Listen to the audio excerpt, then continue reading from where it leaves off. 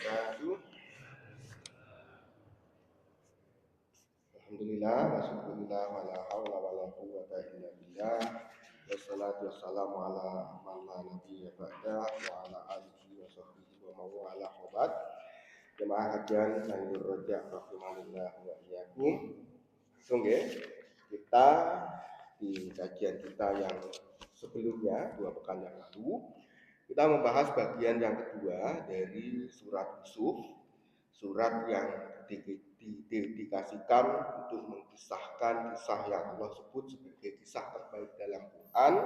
Di bagian yang kedua kemarin kita sampaikan berkaitan dengan Nabi Yusuf alaihissalam ketika masih kecil.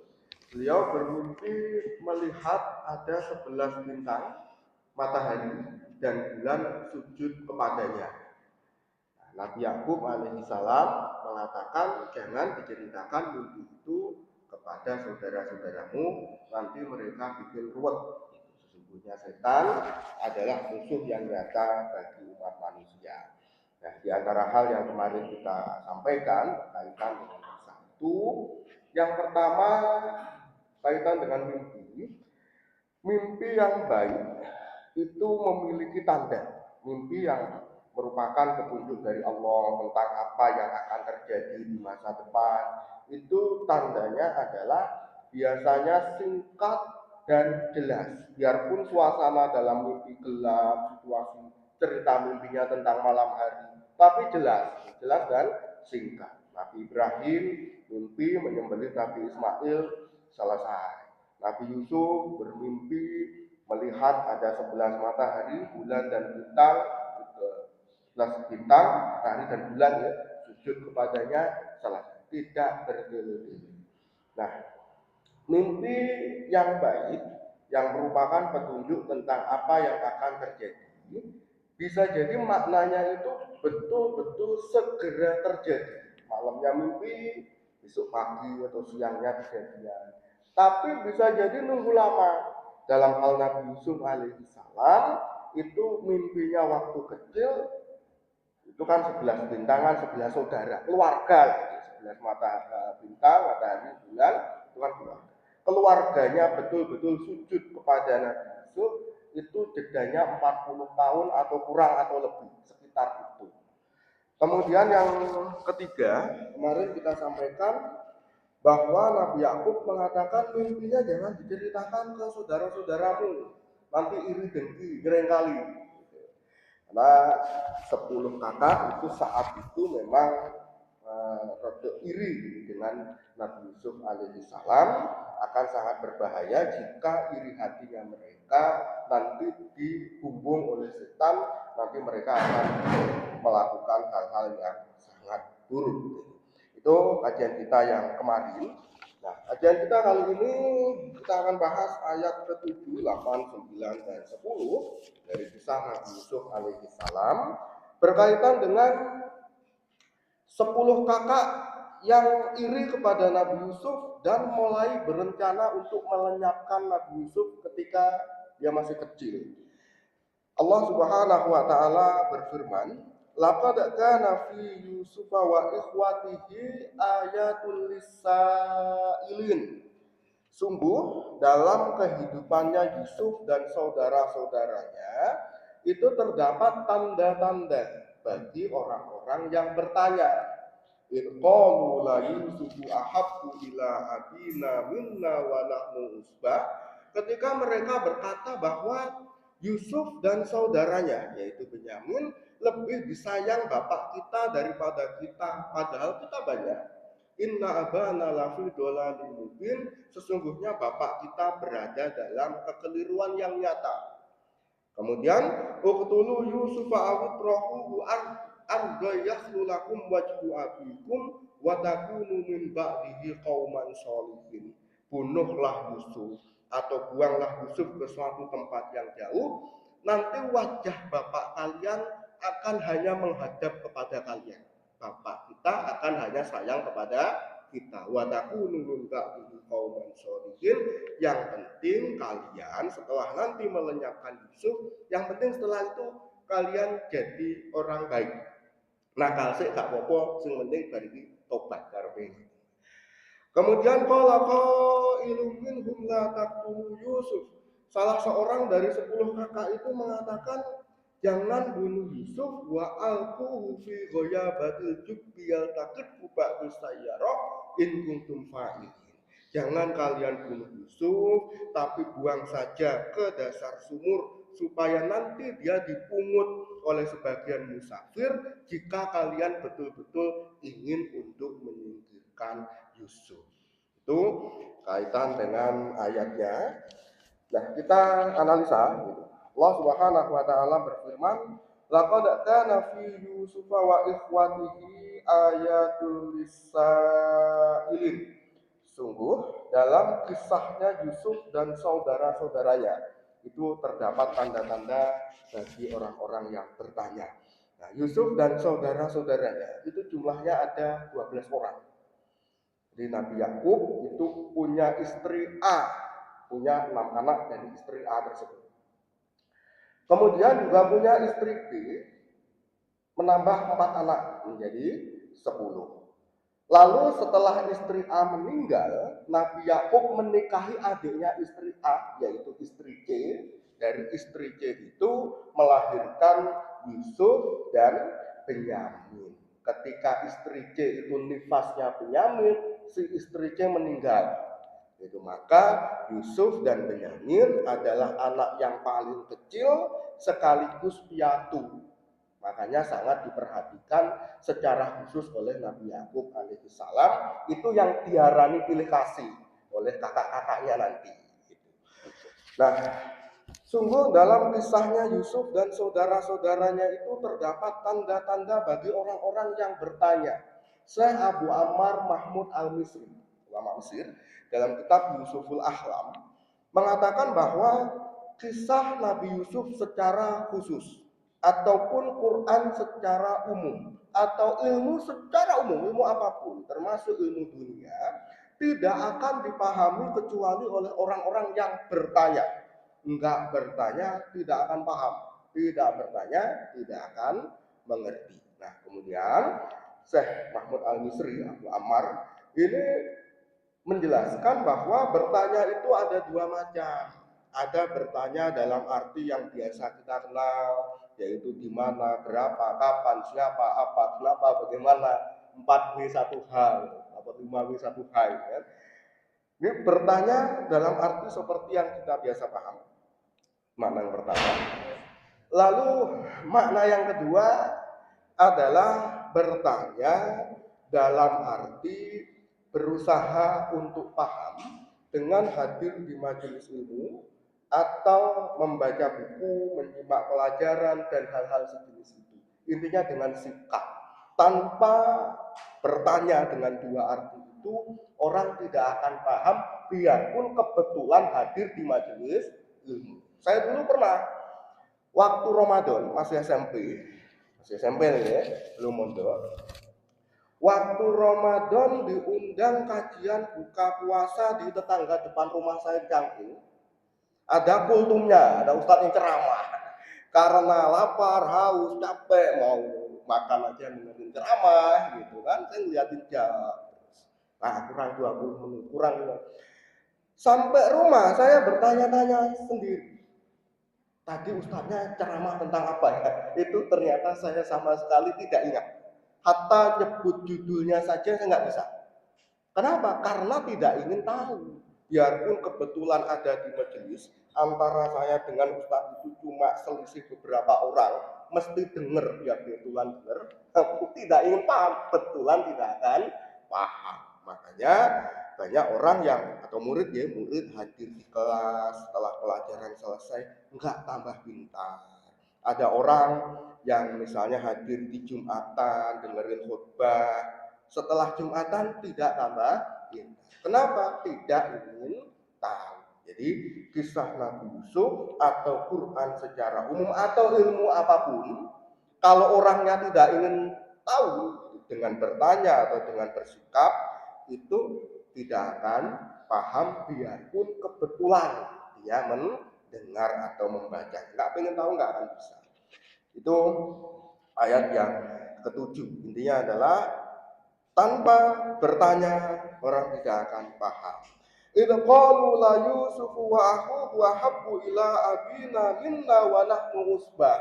Ketika mereka 10 kakak itu berkata bahwa Yusuf dan saudaranya lebih disayang bapak kita daripada kita padahal kita banyak, mereka mengatakan Yusuf dan saudaranya, tidak mengatakan Yusuf dan Benyamin, kan gitu. Itu menunjukkan bahwa yang sebetulnya dimusuh-musuhi oleh 10 kakak itu hanyalah Yusuf. Kebetulan saja Benyamin itu saudara seibu, tapi yang dimusuhi asli itu adalah Nabi Yusuf alaihi salam. Kenapa demikian?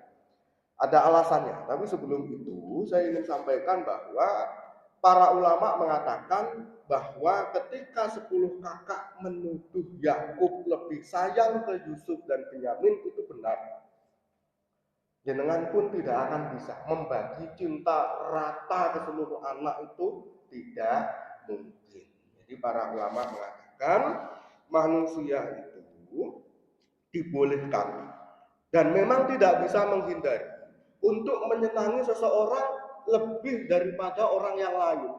Kalau jenengan jualan atau berdagang, itu pasti jenengan secara umum suka dengan konsumen jenengan. Tapi ada pembeli tertentu yang jenengan favoritkan. Kenapa? Belinya banyak, sering, nggak pernah rewel, nggak pernah utang. Sama yang pembeli tukang utang jenengan seneng karena bagaimanapun ujungnya duit gitu kan. Tapi ke pembeli yang sering datang belinya banyak, nggak pernah komplain, nggak pernah utang, pasti jenengan lebih suka nyambut yang seperti itu. Saya dulu ketika menjadi murid, saya menandai, ya sebetulnya saya sayang dengan semua guru saya, tapi harus cici, saya lebih senang kalau pas pelajaran itu enak. Kemudian saya pernah jadi guru itu juga menandai, ada murid yang saya lebih suka karena rajin, cerdas dan sebagainya. Itu hal yang boleh dan tidak bisa dihindari. Rasulullah Shallallahu Alaihi Wasallam pun pernah ditanya, siapa manusia yang paling Anda sukai? Beliau punya jawabannya. Di antara 10.000 sahabat lebih, beliau tidak mengatakan semuanya saya sayang sama rata. Dia nyebut nomor 1 Aisyah. Kemudian siapa? Bapaknya. Berarti Abu Bakar As-Siddiq. Berarti kemudian siapa? Umar bin Khattab. Kemudian siapa? Beliau punya jawabannya. Kemudian ini. Dan itu adalah hadis yang sahih. Kita boleh menyukai sebagian orang lebih dari sukanya kita kepada orang lain. Tapi dengan 2 catatan. Enggak asal boleh ya, tapi dengan 2 catatan. Yang pertama adalah hendaknya kita menyukai seseorang lebih daripada orang lain karena parameter yang adil. Misalnya saya ngefan atau seneng lah dengan salah satu murid karena namanya sama dengan istri saya, itu kan enggak fair, enggak boleh aneh-aneh seperti itu. Atau misalnya sama-sama dari Blitar atau kenal dengan bapaknya, itu tidak boleh. Harus karena sesuatu yang baik dan adil. Misalnya rajin, suka bertanya, duduk paling depan dan seterusnya. Kemudian ketika jenengan punya 3 anak, jenengan sebetulnya paling sayang dengan anak yang nomor 2 misalnya. Itu bukan karena paling mirip dengan ibunya atau apa, tapi paling manut, itu paling rajin, bantu dan seterusnya. Jadi parameternya harus adil. Jenengan kan pasti punya atau ustadz favorit gitu. Ya kan di antara yang biasa ngisi paling cocok Pak Sawo gitu mesti ada. Itu harus fair, bukan karena bertetangga atau dulu teman sekolah. Harus yang dianggap paling pintar, ceramahnya banyak. Kemudian parameter yang kedua adalah ketika sebetulnya jenengan menyukai seseorang lebih daripada orang yang lain, sikap dohirnya harus adil. Jadi untuk yang wajib-wajib semuanya harus dipenuhi. Misalnya jenengan punya 3 anak, jenengan lebih memfavoritkan anak yang lebih kecil karena manut sering bantu. Meskipun begitu, anak yang sudah SMA atau yang paling besar, uang sakunya tetap paling banyak gitu. Anak yang kecil masih TK kok, masa sakunya sama atau TK lebih banyak. Adilnya adalah yang sekolah SMA uang sakunya lebih besar. Jadi yang wajib-wajib sesuai porsinya harus dipenuhi. Tetapi ketika jenengan punya sesuatu yang tidak wajib sama, jenengan bisa bedakan tapi nggak kelihatan gitu. Misalnya apa ya, diam-diam ada jajan lebih satu, yang lain dah semuanya udah dapat satu-satu, tapi sisa satu ketika yang lain pergi, sisa satu dikasihkan ke anak yang lebih favorit. Ustadz yang lebih jenengan senengi dijadwal lebih sering itu nggak masalah. Yang penting adil ya secara dohir. Saya pun pernah jadi guru, saya terus terang agak gimana ini. Ada murid yang otaknya terlalu cerdas, luar biasa cerdas. Sambil mengerjakan hal lain, dengerin saya ngomong aja, sebetulnya dia paham. Meskipun agak kurang sreg gitu, karena kurang respect dengan guru. Kalau ujian 9, saya harus tulis 9. Murid lain yang sebetulnya saya lebih simpati, karena lebih menyimak, lebih bertanya, duduknya lebih depan. Kalau 7 ya 7. Tidak boleh dikatrol mengalahkan yang lain hanya karena favorit secara pribadi. Itu. Jadi Nabi Yakub alaihi salam memang benar menyayangi Yusuf dan Benyamin lebih, terutama kepada Yusuf alaihi salam. Itu ada alasan yang fair. Alasannya adalah secara umum tadi saya sudah sebutkan, karena Yusuf dan Benyamin adalah anak yang paling kecil dan piatu. Biarpun kakak-kakaknya juga ada yang ibu mereka sudah meninggal, tapi kan masih gede. Gitu. Ketika Nabi Yakub lebih memperhatikan yang kecil, bajunya dicucikan, makan diambilkan, disuapi, apa yang gede kan tidak harus disuapi supaya adil kan? Itu yang disalahpahami sama 10 kakak. Kemudian dibandingkan dengan Benyamin, Nabi Yakub lebih menyayangi Yusuf dan itu masih boleh. Itu ada alasan lain, yaitu karena Yusuf alaihi salam sebagai calon nabi itu menunjukkan tanda. Jadi Allah Subhanahu wa taala sebelum mengangkat seseorang menjadi nabi, itu kan Allah modali dengan beberapa modal. Ya, dalam hal apa yang untuk semua nabi itu adalah modal perilaku yang baik sebelum menjadi nabi. Jadi seseorang belum jadi nabi itu pasti tidak akan melakukan kesyirikan dan sejenisnya, tidak pernah melakukan dosa besar. Secara umum orang baik dan sangat baik, termasuk Muhammad Shallallahu Alaihi Wasallam sebelum jadi nabi itu sudah diakui sebagai al-amin. Nah, Yusuf juga gitu, menunjukkan tanda akhlak yang sangat baik. Maka Nabi Yakub menyayangi itu, jadi parameternya adil, dan kita yakin sikapnya itu juga pasti adil. Nah, 10 kakak enggak terima, lalu iri dan dengki, terus berprasangka buruk kepada bapaknya dan mengatakan inna abana lafi dolalin mubin, sesungguhnya bapak kita berada di dalam kesalahan yang nyata. Wis ngawakne bapak ning guru itu bahaya. Jangan menghina bapak, menghina guru yang derajatnya lebih rendah daripada bapak, itu bahaya. Saya pernah menandai orang, bukan orang sini, dulu pernah di Blitar enggak. Orangnya itu istilahnya orang hijrah, wong umum, terus kenal pengajian kita, lalu masuk, terus dijak ke pengajian yang satunya, diwarai ngelokne ustadz sing dianggap salah, lalu story-nya mulai menghina Ustadz Adi Hidayat, apa, waduh ini mana ini, akhirnya berantakan. Nggak usah saya sebut detailnya, takutnya jenengan ada yang kena pegatannya gitu. Nggak cocok terus nikah dengan yang semanha ternyata seterusnya. Dengan ulama atau dengan ustadz, dengan guru, adab yang buruk bisa membuat orang berantakan, apalagi adab yang buruk kepada bapak sampai menyebut bapak itu berada dalam kesalahan yang nyata. Jadi para ulama mengatakan bahwa satu perbuatan itu kan cenderung mengantarkan kita pada perbuatan lain yang sejenis. Saya sering menyampaikan ini.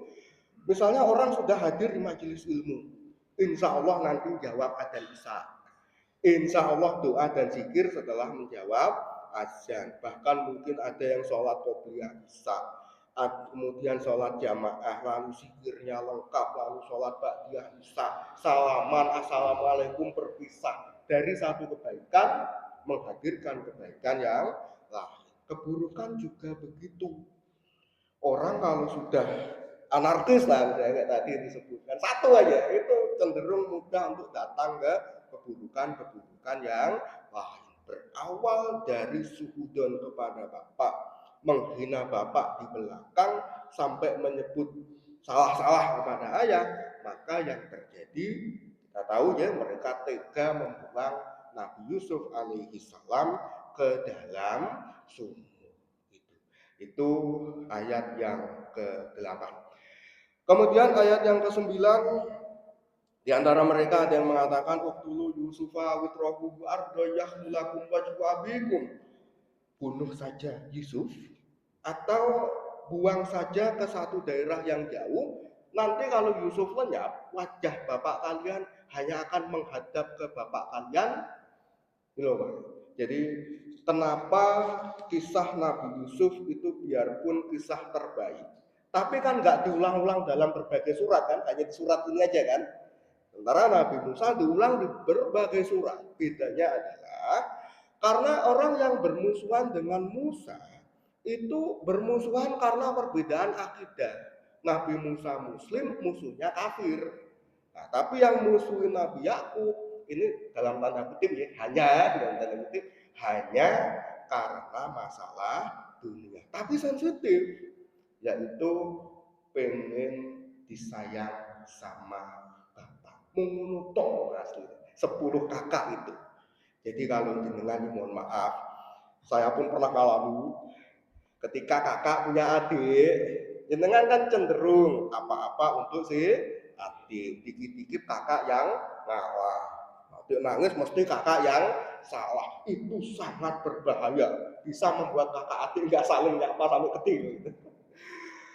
Itu ya. Jadi yang diinginkan oleh 10 kakak jenengan sebut sejahat itu buang adik sing dikarep mung setunggal, yaitu pengen betul-betul disayang oleh bapak. Jadi kita para ayah dan para ibu itu mari kita berusaha untuk mencintai seluruh anak kita dengan sebaik-baiknya, dan kita perlihatkan kepada mereka bahwa kita sangat mencintai mereka semua. Terus terang sakit loh kalau merasa nggak patut disayang, nggak pokok hati gitu Pak. Gitu ya. Jadi mereka hanya ngejar sayang bapak. Wa takunu min ba'dihi qauman sholihin. Ini tipu daya setan. Yang penting setelah melenyapkan Yusuf, kalian jadi orang baik. Buang Yusuf dulu, gak popo, sing penting bariki tobat. Jenengan pernah nggak batin teman-teman? Mensofek sing penting astagfirullahaladzim. Kalau ngentet duit 10.000, yang penting yang 2.000 masuk kotak infak. Apa dulu nggak apa-apa, yang penting nanti sholatnya berjamaah. Itu salah satu tipu daya setan yang luar biasa cerdas. Kenapa sangat berbahaya ini? Kita lihat, yang ditipu dalam kasus ini, yang dipengaruhi oleh setan, itu adalah 10 kakak. Biarpun mereka nakal, mereka itu kan anaknya Nabi Yakub, cucunya Nabi Ishak, dan cicitnya Nabi Ibrahim. Biarpun ada unsur nakalnya, didikan mereka sangat bagus. Kalau dibisiki dengan tipuan receh, mereka nggak bisa.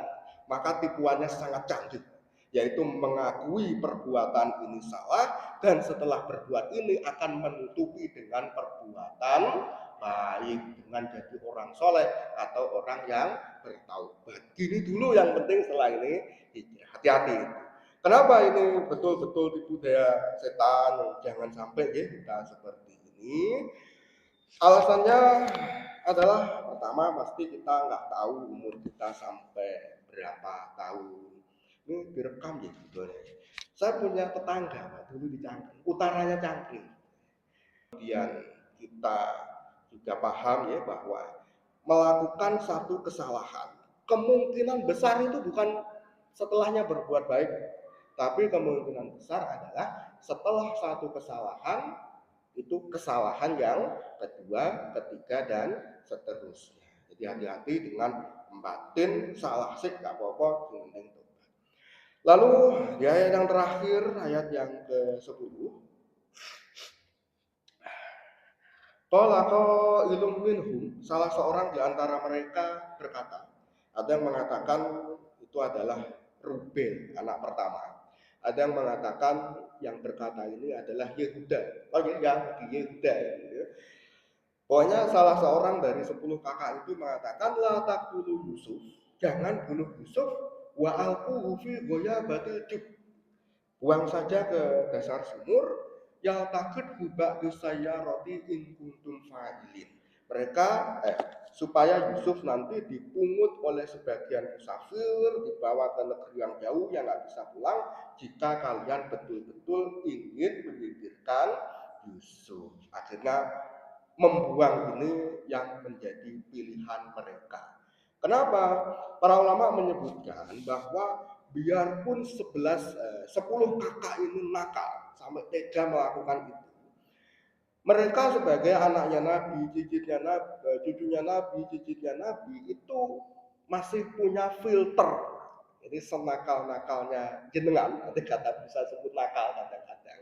Saya yakin jenengan kan pasti punya batas, ada kalimat yang tidak terucap, ada perbuatan jahat yang jenengan tidak akan melakukan. Dulu ketika saya mondok, saya tandai, memang ada murid yang nakal dengan berbagai bentuknya, tapi semuanya masih sholat. Ada yang kabur keluar pesantren main PS gak izin, wis sholat jamaah loh. Bener, filter. Ada saringan yang masih tidak dilanggar, termasuk mereka ngerti bahwa dosa terbesar nomor 1 adalah kufur, syirik, seperti itu. Nomor 2 adalah pembunuhan. Ketika mereka nggak bisa menahan diri untuk melenyapkan Yusuf, akhirnya mereka melenyapkan dengan cara yang lebih mending dosanya, tetap dosa besar, yaitu dibuang saja dalam keadaan hidup, biar dipungut orang dibawa ke tempat yang jauh. Jadi Yusuf tetap terpisah dari Yakub, tapi kita nggak sampai kena dosa membunuh. Dan saya yakin kita kadang-kadang itu mengalami situasi yang semacam ini. Kadang-kadang kita itu kan tidak ideal. Kadang-kadang tuh nggak tahan, pokoknya harus berbuat salah gitu. Marah sama orang, mengajukan kalimat kotor gitu. Ya kalau pengennya 10 kalimat, itu kalau bisa jangan mengucapkan kalimat kotor sama sekali. Tapi kalau benar-benar tidak tertahankan, ya 2 saja, atau 1, atau setengah. Iya, kita pasti ada di situasi misalnya adalah minum. Saya pernah ngalamin. Kita ngomong hukum makruh ya, kita tidak mencela yang berbeda. Saya masuk masjid misalnya. Saya masuk masjid, haus, sudah terlanjur di dalam masjid. Kalau saya minum dalam posisi badan berdiri, itu kan minum dengan posisi berdiri makruh, salah. Harusnya tahiyatul masjid dulu. Ya nah, kalau tahiyatul masjid dulu sebelum minum, makruh lagi. Karena sholat dalam kondisi lapar dan haus kan makruh. Kalau saya apalagi, pokoknya puteran antara beberapa makruh. Dan minuman sudah di botol, saya sudah wudhu, tinggal nunggu azan. Akhirnya saya minum berdiri saja. Karena minum dalam keadaan berdiri, biarpun itu hal yang makruh, lebih mending daripada saya minum dalam kondisi duduk. Itu artinya kan tidak melaksanakan tahiyatul masjid, alias melanggar adab tentang masjid. Adab masjid apa adab minuman yang lebih kuat? Adab masjid kan langgar saja adab tentang minuman. Kadang-kadang kita adalah seperti itu gitu. Jadi ketika kita sedang tidak ideal, nggak bisa nahan melakukan kesalahan, dan kita pasti pernah ada di situasi itu, sebisa mungkin jangan. Tapi kalau benar-benar nggak tertahankan, ambillah kesalahan yang paling minim. Itu akan lebih mending. Itulah ya 4 ayat berkaitan dengan kisah Nabi Yusuf alaihissalam, ayat ke-7 sampai ayat ke-10. Di antara hal yang tadi kita sampaikan sebagai review, poin yang pertama adalah ilmu apapun, baik ilmu agama maupun ilmu dunia, kemudian ilmu Quran, termasuk kisah Nabi Yusuf alaihissalam, ilmu tidak akan bisa dipahami kecuali oleh orang yang pengen paham, dengan sikap hadir di majelis ilmu, baca buku dan sebagainya, ataupun bertanya dengan definisi seperti yang kita kenal biasanya. Kemudian yang kedua adalah boleh memfavoritkan seseorang lebih daripada orang yang lain. Yang penting parameternya adil dan sikap yang kita tampakkan juga harus adil. Ustaz favorit bisa ngoni, nggak favorit polos, itu nggak boleh ya, semua yang sama. Kemudian yang ketiga,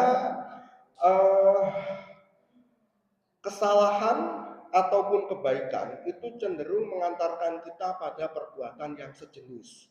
Orang yang sudah menghina bapak di belakang itu ternyata bisa jatuh dalam kesalahan yang lebih besar, yaitu membuang saudara ke dalam sumur. Dan yang terakhir, yang keempat adalah ketika kita betul-betul tidak bisa menahan diri untuk melakukan sesuatu yang tidak baik, dan itu pasti pernah kita alami, sebisa mungkin hindari atau lakukan kesalahan yang paling kecil, paling sedikit, yang paling tidak memberatkan kita nanti di akhirat. Kemudian saya ingin bertanya ke jenengan. Di sini kan saya ngisi sebulan minimal 2 kali. Daripada temanya nanti sama dengan yang lain, itu kan tidak baik ya. Di sini sudah ada apa belum yang isi kitab hadis judulnya Riyadhus Shalihin? Belum ya? Saya anggap belum ya. Berarti insya Allah bulan depan, entah Ahad 1 atau Ahad 3, ya bulan depan variasi selingan kita akan ada bahasan satu lagi, yaitu kitab Riyadhus Shalihin, yang itu ya seperti itu. Dan pada akhirnya kita harus mendoakan negeri kita. Rasulullah Shallallahu Alaihi Wasallam mencontohkan untuk berdoa itu jangan panjang-panjang. Andai kata tidak harus panjang, saya khutbah Jumat itu mengakhiri doa itu singkat aja, tapi akan terlihat aneh. Jadi di kali ini kita akan berdoa singkat saja, yang penting diaminkan dari hati. Rabbana ja'al hada baladan aminah. Wahai Tuhan kami, jadikanlah negeri ini sebagai negara yang aman, yang nyaman untuk kita tinggal bersama. Subhanakallahumma wa bihamdik asyhadu an la ilaha illa anta astaghfiruka wa atubu ilaik. Wassalamualaikum warahmatullahi wabarakatuh.